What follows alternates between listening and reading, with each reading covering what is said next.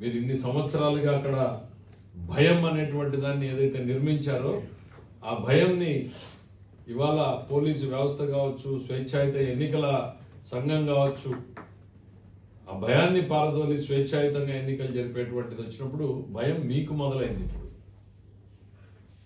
ప్రజలకు భయం పోయింది, భయం మీకు మొదలైంది అనేటువంటిది జగన్మోహన్ రెడ్డి గారికి తెలియజేస్తున్నాం. ఇక గత 3 నెలల నుంచి మీ ప్రవర్తన చూస్తూనే ఉన్నాం. ఎంతసేపు ఉన్నా రెచ్చగొట్టాలి, క్యాడర్ని రెచ్చగొట్టడమో, రైతుల్ని రెచ్చగొట్టడమో, ఇట్లా రకరకాలుగా చేస్తూ ఉన్నారు. పీక్ ఆఫ్ ఫ్రస్ట్రేషన్లో ఉన్నట్టున్నారు. మీరు ప్రజల తరఫున పులివెందల్లో పోయి పనిచేయాలి అనేటువంటిది మర్చిపోయినట్టున్నారు. పులివెందల్లో తక్కువ, బెంగళూరులో ఎక్కువ ఉంటున్నారు. కాబట్టి ఇవాళ ప్రజలు స్వేచ్ఛాయుతంగా తీసుకుని రేపు రాబోతుంది నిర్ణయం యాక్సెప్ట్ చేయండి. రేపు 11 మందిని ఇచ్చారు, దాన్ని ఇంకా మీరు యాక్సెప్ట్ చేయలేదు.